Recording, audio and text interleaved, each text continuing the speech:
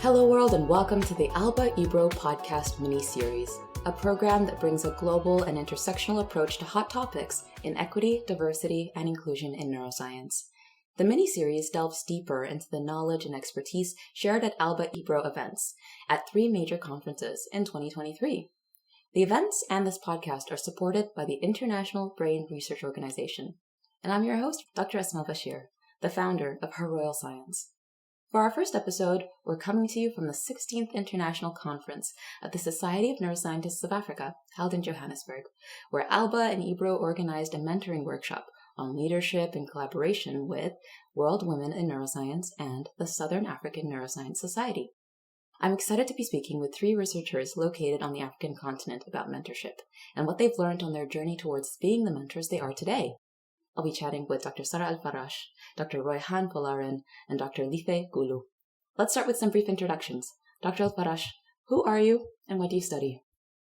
So my name is Sara Elfarrash. I am an assistant professor of physiology at Faculty of Medicine, Mansoura University.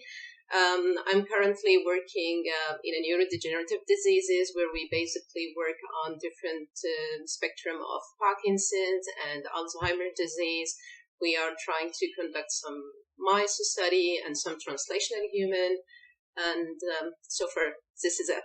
Okay, sounds great. And how about you, Dr. Folarin? Who are you and what do you study? Hi, Asma. Thank you very much for inviting me. And hello to all our listeners across the world. I'm Dr. Royhaan Folarin, a neuroscientist and fellow of the African Science Literacy Network. I'm based at the Olabisi Onabanjo University in Nigeria, where I lecture anatomical sciences to postgraduate and undergraduate students of various health sciences, including anatomy, medicine, nursing, and pharmacy. So I lead the Group for Biopsychiatry Research and Innovative Neuroscience, acronymed as GBRAIN, where we investigate the pathogenetic mechanisms of some neuropsychiatric disorders like schizophrenia and ADHD, as well as some neurodegenerative disorders like Alzheimer's and Parkinson's, using mice and Drosophila models. So our intent is to understand how some natural compounds that have been identified as potential alternatives to currently known synthetic antipsychotics. So we want to understand how these natural compounds achieve their neuroprotective effects as well. Thank you.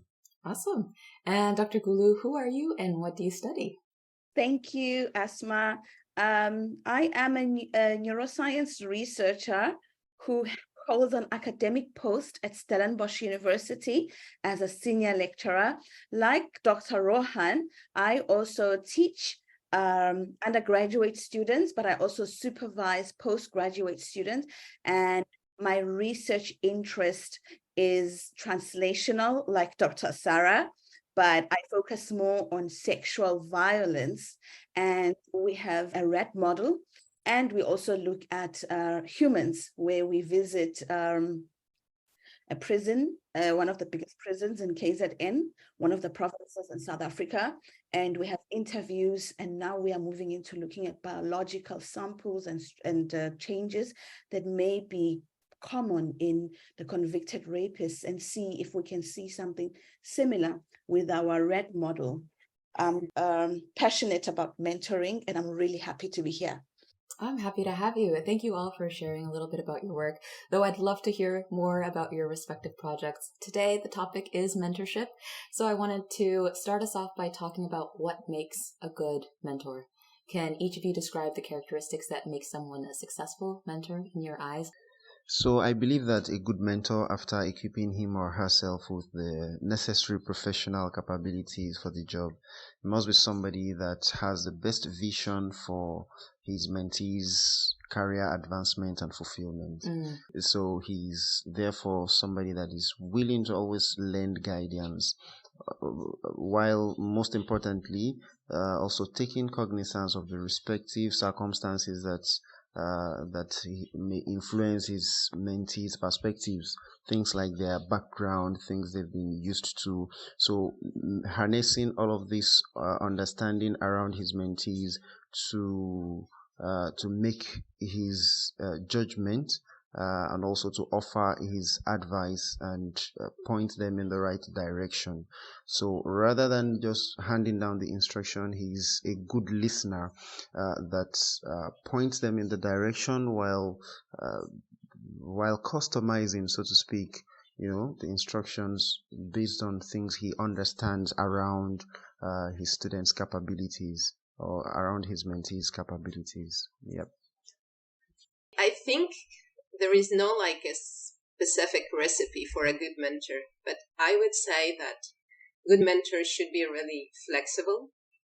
The field is very dynamic. Everything is changing. So maybe, he needs to be really flexible, depending on the mentee, depending on, the project, depending on, in which stage of his student is. The mentee by end of his journey don't really need to be a copy of himself. I think accepting this would make me, or maybe from my perspective, a good mentor. That's beautiful. How about you, Lihle? What do you say makes a good mentor?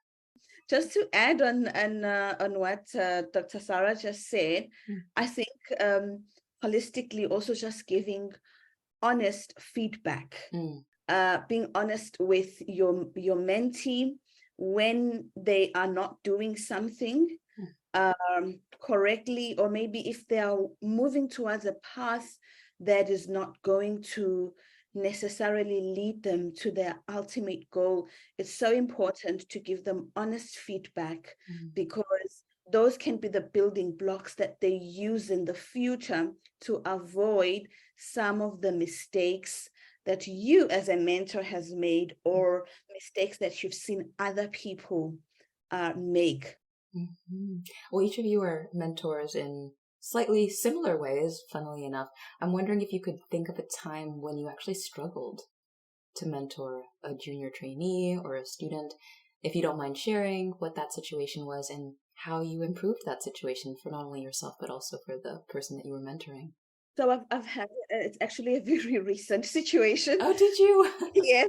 And I have a mentee who is very talented, very great leader, but my mentee kind of just struggled with keeping time, overly occupied, and half the time they would probably struggle with meeting deadlines or keeping their word. This was a big struggle because it's not easy to call somebody out when they already approach you and say, I'm sorry, but this is like a repeated thing. So what I did is, on the last mishap they made, I said, okay, why don't you sit down? I want us to have an honest conversation. Do you want to reflect on how you conduct yourself when it comes to your work, to your friends? Do you want to reflect on your strengths as well as your challenges? Because I don't like using negative words such as weakness, but like challenges. And I started the conversation off by actually telling the mentee all the strong and beautiful things they have. And then I invited them to now reflect what are the threats that could make these amazing things that you have, become diluted or distorted or shortchange you with the progress. And I found it so effective that when you bring a mentee to reflect, so much easier than when you do the job yourself and you push them to hear what you see. They do a better job in reflecting themselves and saying, actually, I'm at a loss here. I need to improve this. And then you ask them how, So they become more responsible for their own progress than making you the one responsible to tell them how to progress. Reihan, do you have something similar in your experience as a mentor, or do you have something completely different that came to mind when I asked the question about a challenging time mentoring someone? Oh, yeah. And I really like the point on which Lihle started. In fact, with this question, I feel I should start keeping a diary now because the students will not all exhibit the same attitude or disposition. there will be diversity in the way they respond to mentorship, and there is usually one common denominator in my observation, and that's the fact that each person is always a product of what background he has, or she has, or what experiences they have undergone before coming under your mentorship. Yeah. So one usually needs to hear from the students, from these mentees, what's their perspective. Why do you think that what we are into now is necessary? How does this mentor-mentee relationship fit into that? And where do you see yourself in the future? So if this thing we're doing here is one of those things you think fits into your legacy, then perhaps these are the paths you need to toe, in order to achieve that. Trying to hear their perspective has always been very helpful in my navigating whatever challenges arises during the mentorship process. Did you know that ALBA means dawn or sunrise in several Latin languages? It recognizes that our scientific communities are beginning to acknowledge the importance of incorporating diversity and ensuring equity in the way we deal with science. ALBA was created to fight existing and persisting inequities in academia around the globe, causing the attrition of talent, particularly of researchers from underrepresented groups. Discover all of the network's activities on the ALBA website, www.alba.network.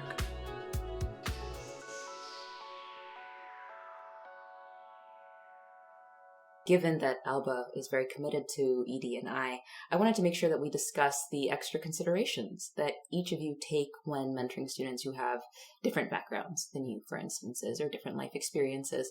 I'll start with Sara. What does DEI and mentorship mean to you? What do you do to create inclusive spaces for the individuals that you're mentoring? You can give an example, if you like, related to your own region, your lab based in Cairo, I believe. So the lab is based in Mansoura, but there is not too much difference between Cairo and Mansoura, I would assume. I think the diversity that I would really, trying to achieve in my lab or with my collaborators. I think it is the idea of multidisciplinary, research. In the field of neuroscience, most of us has, either medical or paramedical backgrounds from science, pharmacy, biology, or medicine. We are a step behind in inclusion of, students of engineering background, computer science background. Probably in my case, because I don't feel comfortable of supervising them because I'm not good at that. Okay. Yeah, so I think this is thing with also bioinformaticians that I really would like to have in my lab, but also I feel that, okay, how would I supervise them if I'm not really into the field? So I think this is something that I would really like to work on it in the future. Okay. How about we go to Lihle next? I'm imagining that because South African society at large does mirror at times North American society in terms of class and race and ethnicity, if you have any thoughts on inclusion, especially in the space of academia. Have you noticed that labs are more diverse as the years go by and people feel like they can come from any socioeconomic background and thrive in the academic setting? Yes, I think South Africa has improved a lot. If I compare it from the time I was doing my honors and to now having my own lab, I think there's been a lot of improvements. But I also like how Sara came up and said, inclusion is not only about just gender or race, but it's also about the discipline you're coming from. In our case, though, as you've mentioned, Asma, that the diversity in South Africa is so huge. We have students that are coming from outside of South Africa, but from Africa, we have students that are coming outside of the continent. And then we have different religions, then we have different races, then we have different socioeconomic backgrounds. It is so important to deal with each student. It's important to know the student's background. Where do they come from before you just jump in and say, okay, we're doing this with you. That really plays a massive role. And I think an example of inclusion that I've had to adjust to would be religion. With a Jewish student, which is not as highly practiced in South Africa. Jews tend to have holidays that I didn't even know about. So I have found this like such a beautiful learning curve to understand the culture of kosher, what the kind of food they have to eat. When we're having a gathering, we have to make sure that we've ordered a kosher meal. We have to make sure that if, for example, there is a certain meeting we have to have, and it falls under a certain important religious belief of one of my students, we have to cancel that day and take another day that actually will include that particular person, and not force our way and say, oh, well, you just need to deal with it. I think for me that's been a big area of inclusion. But I think that our lab is well diverse, as we have males, females, different races, different backgrounds, and I want to believe we're happy. One of the conversations that sometimes even I forget to include when it comes to DEI and often gets forgotten is the idea of accessibility. So whether or not you have individuals who might be disabled or neurodivergent in your lab, do you have special precautions that you try to make sure you implement to make sure that anyone with different levels of ability also can join your lab? I would say that. Oh, are you asking me or Royhaan? Or actually, anybody can answer. So yeah, how about you go first? I don't mind. Oh, okay. Yeah. I think that is such an important point, Asma, because we tend to think that when we are speaking of inclusion and diversity, as long as you have every organ in your body working and your brain functional, then you qualify. But I'm proud to be in an institution that accommodates that, from the way that we've built our structures to even the way that we've brought in accessibility to our facilities and our programs. It is inclusive to make sure that should you have a student with special needs, they will be catered for. But at a personal, direct level in my lab, I haven't had such an experience. Okay. So how about you, Sara or Reihan? Have you had the experience of having to mentor someone who did have some accessibility challenges? And if so, what worked for you in making sure that you created an inclusive environment for that student? So for me, it doesn't really happen as a research team. I think it's more like an institutional thing at the Faculty of Medicine. But I think this is something that didn't really reach to the research labs. It's not, very competitive field. There is it's not very shiny field to get involved in until this stage.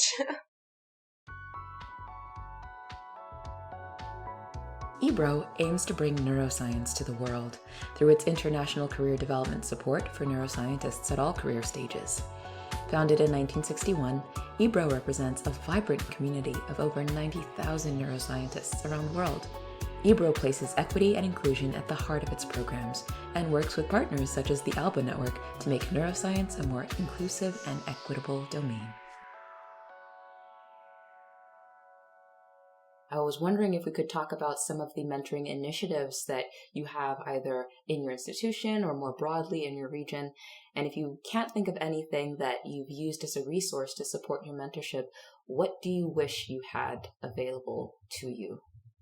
Let's start with Lihle. I think we've lost Royhaan, so I'll wait for him to come back, but let's continue the conversation and hopefully he'll join in the next few minutes. Okay. So we have recently started, and I'm really excited to be a part of the team that initiated having mentorship for all the postgraduate students in our division. But at this point, we don't have enough manpower.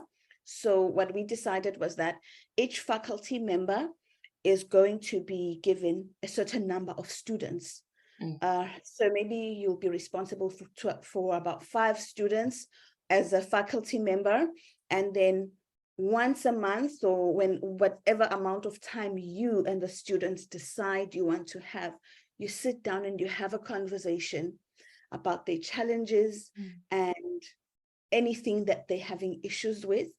And you then invite them that if you want to have a one-on-one, you can, and extend mentorship. But what we've also done is we have opened up peer mentoring. So I know that internationally, a lot of people don't have what we call in South Africa an honors program.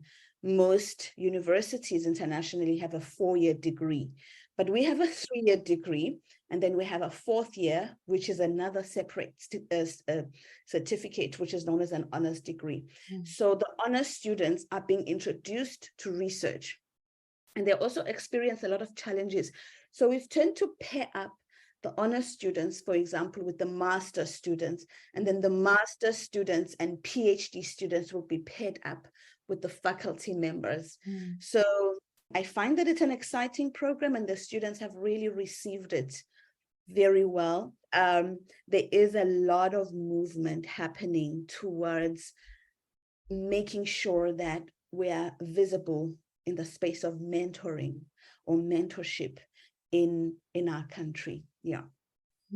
Sara, would you like to share anything from either your institution or more broadly in North Africa that you're aware of in the space of mentorship, something to support people who are interested in going into mentorship? So we have institutionally the exact model Lihle has been describing when it comes to undergrad and postgrad students. I think what I really want to add that we as a faculty member or as a PhD student at earlier stage of our life, we don't get some kind of education of how we should be doing mentoring. Maybe the point that not all PhD students will be a faculty member or in the position of mentoring students, but maybe the availability of these courses could make things better. So we don't really need to go through, like a trial and the error process when I'm mentoring some students. Yeah, that makes sense. Reihan, well, sorry about the line getting dropped, but we'll just jump right back in. So I'll ask the question if you don't mind. So I'm wondering if you might be able to speak to any initiatives in Nigeria or in the surrounding area that supports mentors and people who want to become better mentors. And if there aren't any initiatives that you can speak on, what do you wish you had at your disposal? All right, thank you. I think the matter is simply as I heard Sara discuss it. Usually you get to learn on the job, you learn on the drill in this kind of profession of ours. It's not so easy to come by mentorship programs for the mentors, right? So usually what plays out is what kind of mentorship did you as an upcoming mentor receive during your training? And to what extent and how far have you gone in improving yourself, in developing your mentorship skills? How well have you capacitated yourself? That's usually how it has been, such that you probably could have undergone the worst kind of training in the sense that maybe you didn't receive as much mentorship as you would have desired, but you could work on yourself to ensure that you fill in the holes, you cover up for the gaps, and then you'll ensure that those who will be coming under your mentorship receive a much better experience. And at the Science Communication Hub Nigeria, our mission also includes fostering collaborations between upcoming scientists, younger scientists, and established PIs, amongst others. So this fosters a mentor-mentee relationship such that a younger scientist identifies prospective mentors through our database of Nigerian scientists across different and diverse disciplines. Also, very recently, I was invited to represent the Science Communication Hub Nigeria at a workshop by the Nigerian Academy of Science, where another mentor-mentee long-term collaboration exercise was also inaugurated. So this seems to be gaining more waves and it's becoming a priority. Support programs for prospective mentors on how to become better mentors. And I hope it's going to continue to be like that or get better.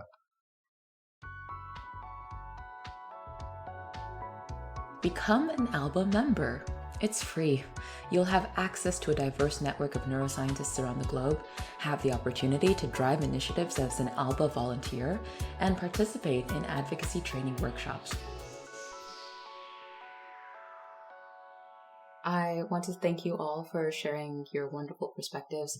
I like to end conversations with gratitude and shoutouts, so I'd love to hear if you have any examples of a mentor that comes to mind who played a pivotal role in your own careers. Is there someone that you'd like to acknowledge at this time? My special shout out to Professor Thomas K. Adenowo. So he imbued in me the dedication, hard work, and the concept of diligence at work. I really enjoyed working with him. My kudos also to Dr. Philemon D. Shali. He is another person in whom I have seen the value of always being positive, regardless of what negative factors come in. My PhD times were quite challenging. So people like him as a senior colleague, and then people like Professor Ahmed Adideji, a pharmacologist, were always there nudging me forward, encouraging me. Most importantly, a friend, a brother, and a very great mentor of mine, that's Dr. Mahmoud Bukarmeina. I want to thank them all for being part of my journey.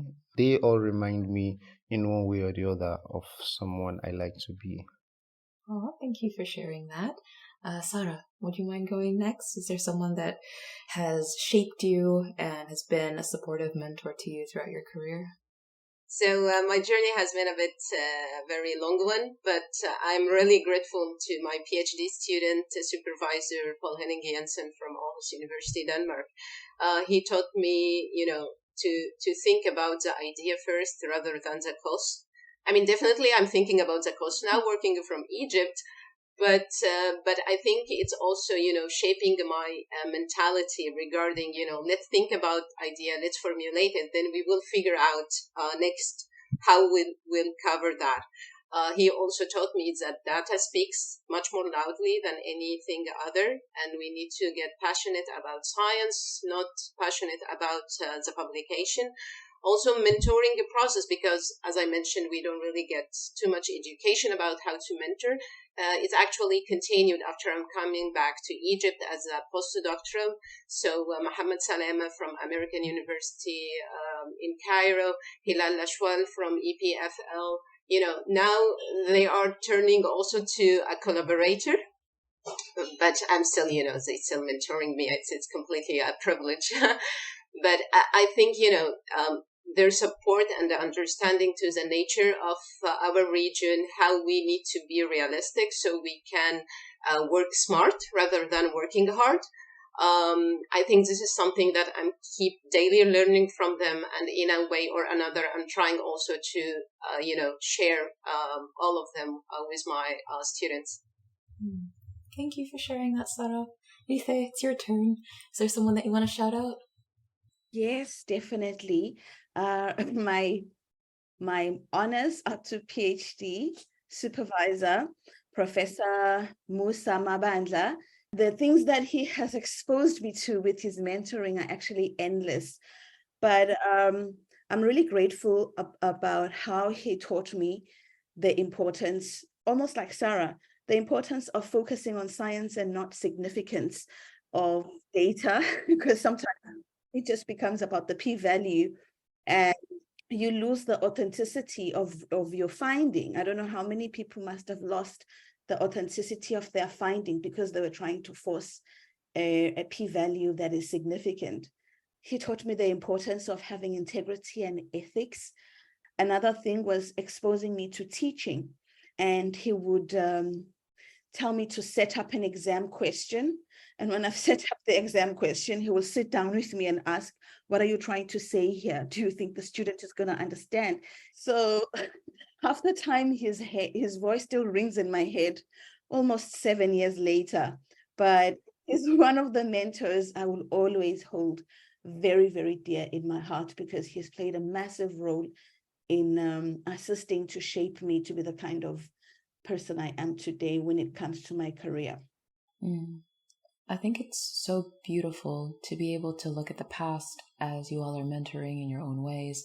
And I think it's remarkable as well to realize how much your mentorship styles are influenced by your own mentors.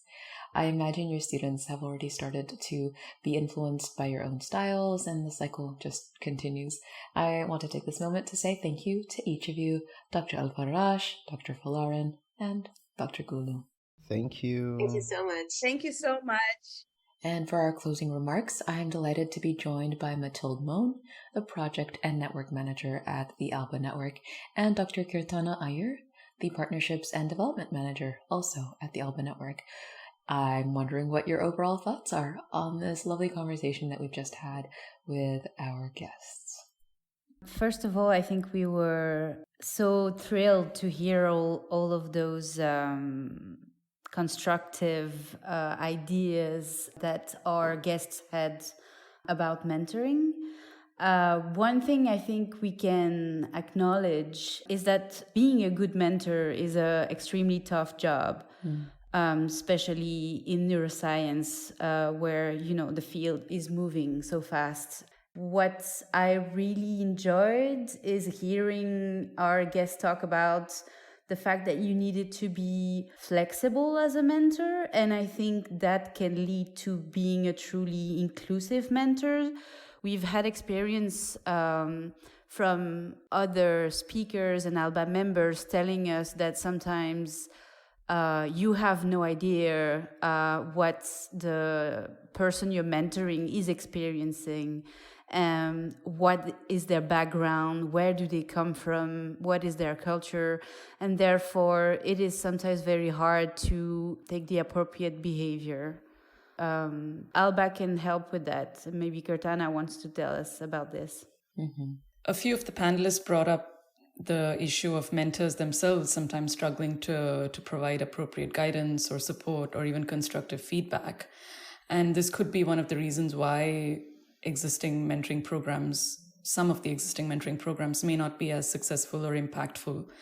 And it is sometimes a struggle to have the mentee's specific needs met, given how the needs could be so different across regions with really context-specific factors. With such as language or the socioeconomic status.